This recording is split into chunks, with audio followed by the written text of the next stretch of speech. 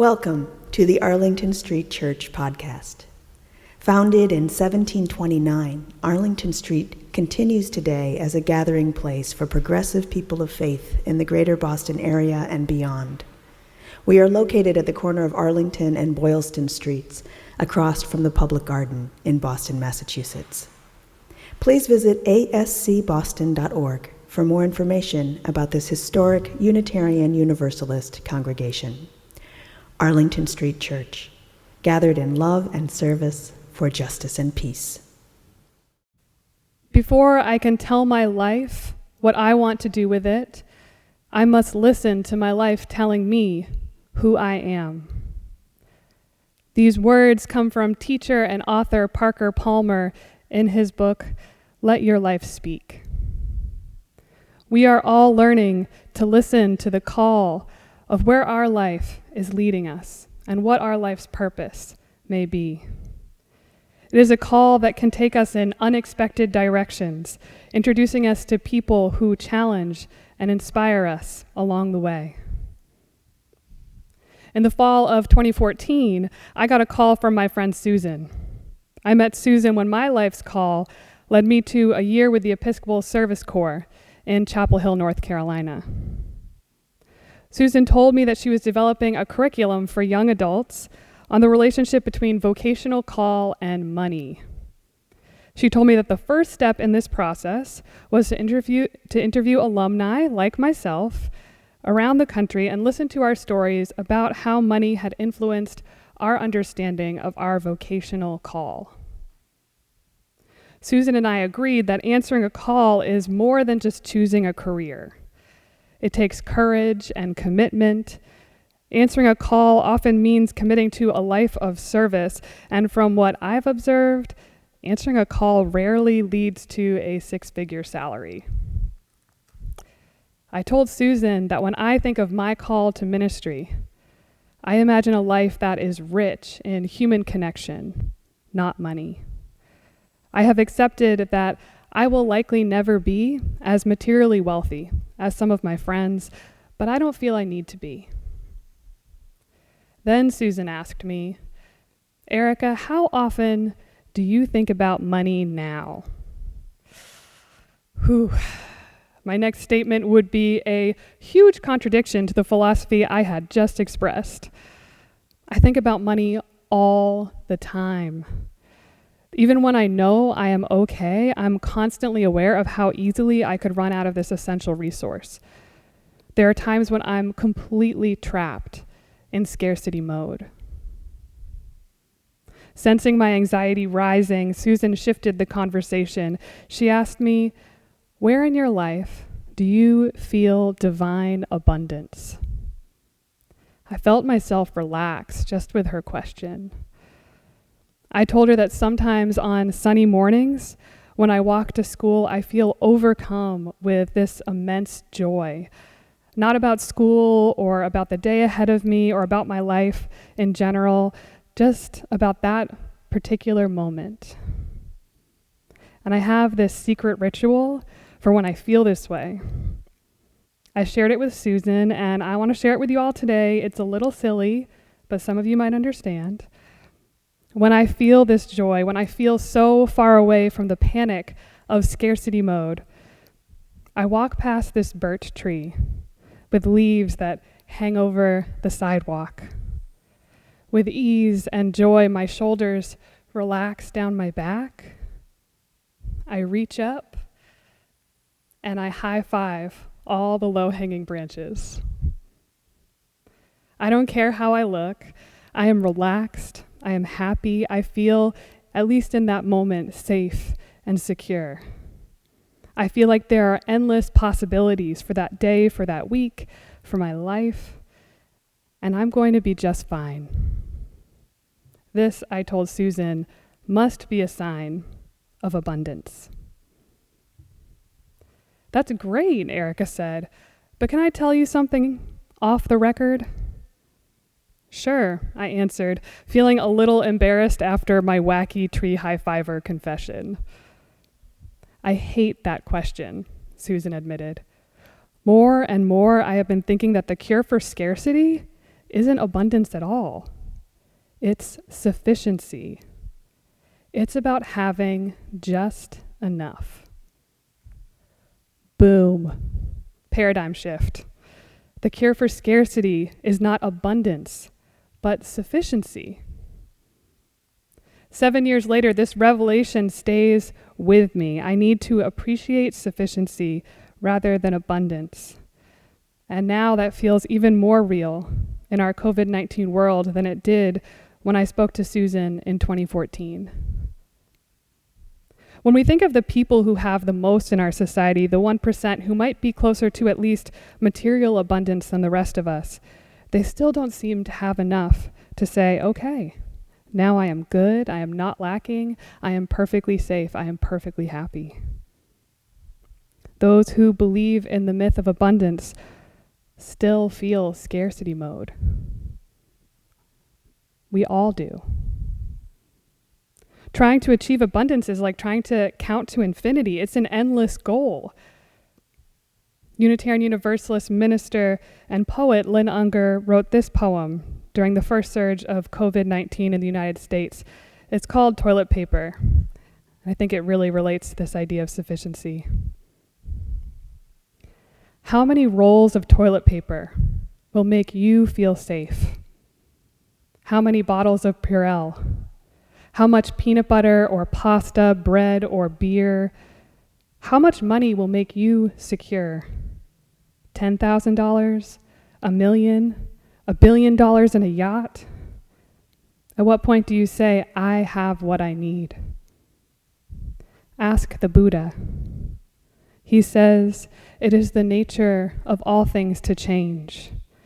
It is the nature of all things to suffer.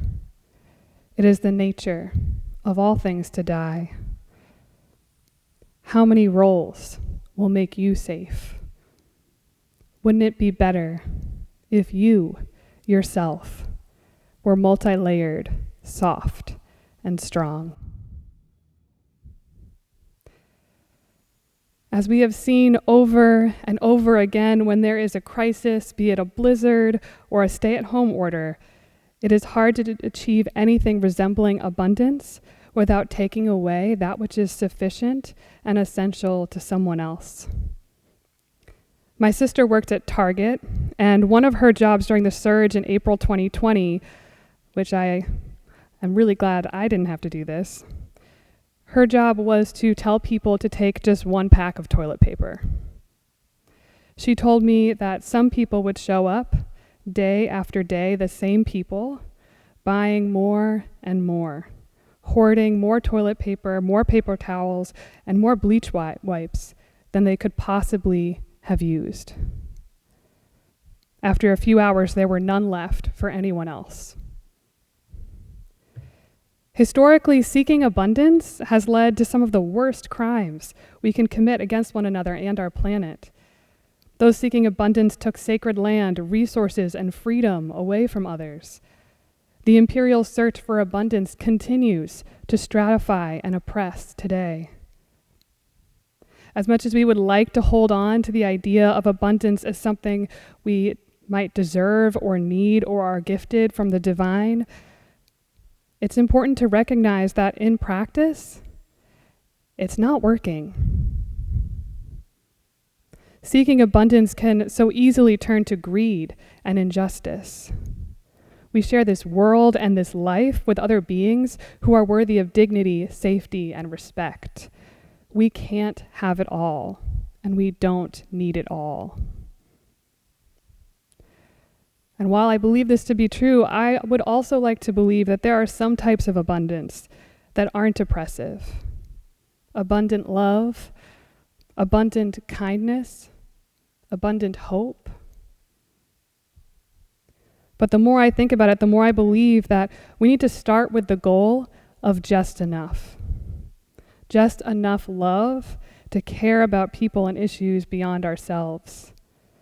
Just enough kindness to do the right thing. Just enough hope to keep going, even when we have every reason to be afraid. The seventh principle of Unitarian Universalism states that we have respect for the interdependent web of all existence of which we are a part. In these divisive times, cultivating abundant love, kindness, and hope toward all of existence hasn't been easy for me. But we can cultivate enough to live our values and to answer the call of our Unitarian Universalist theology. As a community, we did this when we shared our electronic devices with other members of this congregation so that we could be together virtually. We did this when we joined mutual aid efforts in our communities, ensuring that our neighbors had food, transportation, and connection that they needed to survive. While sufficiency may not sound as glamorous as abundance in moments of real and dire scarcity, sufficiency can be miraculous. And it is a miracle that we can give one another. Around the same time that Susan called me, I was a part of a group of Unitarian Universalist seminarians who would volunteer at Rosie's Place, which is a women's shelter in Boston's South End, founded in 1974 by social activist Kip Tiernan. Rosie's Place was the first homeless shelter for women in this nation. When asked what inspired her to open Rosie's Place, Tiernan said that she was shocked when she discovered that not only were there no shelters for women in cities like Boston, Chicago, and New York, there was a general belief at that time that there were no homeless women, that population did not exist. There was no need. With what we know today about domestic violence, housing insecurity, and substance abuse alone, it's hard to believe that only 45 years ago, our cities could have been this naive. When Rosie's Place started out, they could only afford to offer coffee and clothes. Today, they offer women and children experiencing homelessness and poverty shelter, legal aid, food, and community. According to their website, before the onset of the coronavirus pandemic, 9% of Massachusetts households experienced food insecurity. Currently, that figure has soared to 38% of Massachusetts residents. Right now, our food programs are more important than ever to women who are desperately trying to get by. The Rosie's Place website also has testimonials from these women, and one of them is a woman named Teresa. Teresa came to Rosie's Place when she had nowhere else to go. She had just escaped an abusive husband, and Child Protective Services had removed her children from her custody. She had no job, no money, and she was severely depressed. At Rosie's Place, Teresa was met with love and care, two things that she desperately needed. She was given shoes, clothing, food, and shelter, nothing extravagant, but it was just enough. After 21 days, Teresa moved to her own place. Today, she works at a job she loves. She has been reconciled with her children and now has grandchildren who are part of her life. She does not live extravagantly or abundantly. Her life is not easy, but she has enough to feel at least a little bit safer, a little more secure and independent, and she is grateful. Teresa says, "My state of mind right now is that everything is possible." By listening to Susan and Teresa, I realized that on those sunny days, when I feel so joyful that I can't help but reach up and graze my fingers through the leaves of the birch trees, it's not because I'm experiencing abundance. It is because in those moments, I have just enough to be okay. During the past year and a half, I have walked almost 5 miles a day. I take a longer way to work so that I can see how my neighborhood changes with each season. In the evenings, I walk home slowly, smelling the flowers, high-fiving the trees. When I have been scared, heartbroken, and enraged by the world, these walks have been enough to get me through and to keep me going. I know there will always be reasons to be afraid and to feel insecure. Ask the Buddha.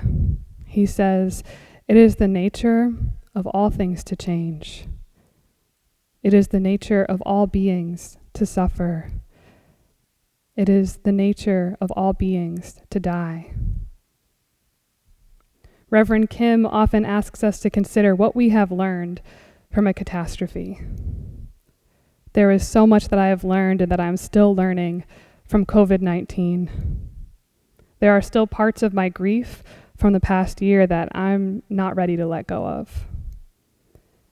And there is the gratitude and the certitude I felt when I had enough money, food, or time to help someone else get by.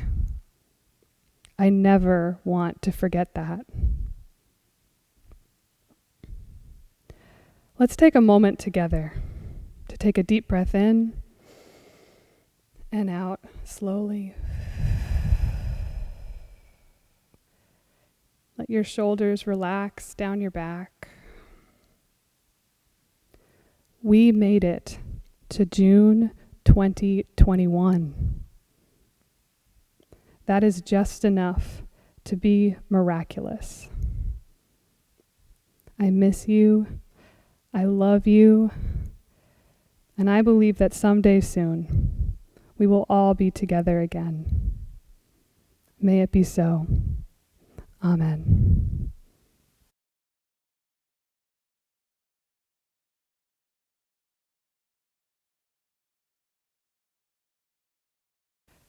And now for our benediction, I invite you to place your hands over your heart. These words come from Unitarian Universalist minister Sarah Moores Campbell.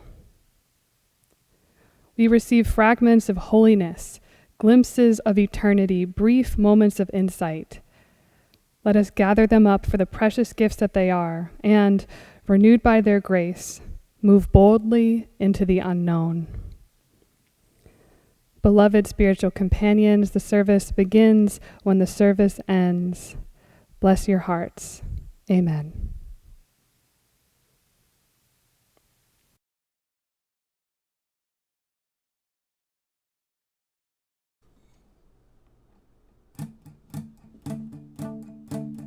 Where you go, I will go, beloved.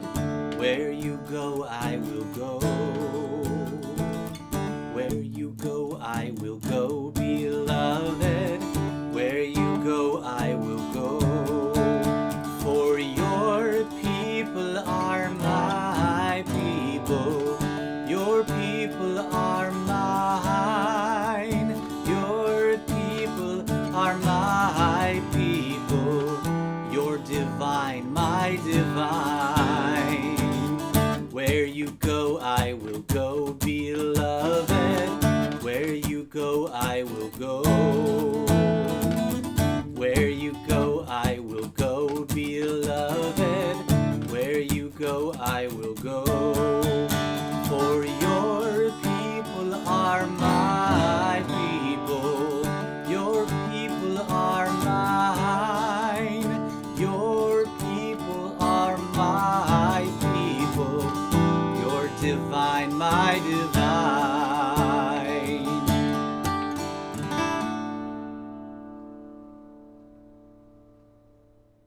Please visit ascboston.org for more information about this historic Unitarian Universalist congregation. Arlington Street Church, gathered in love and service for justice and peace.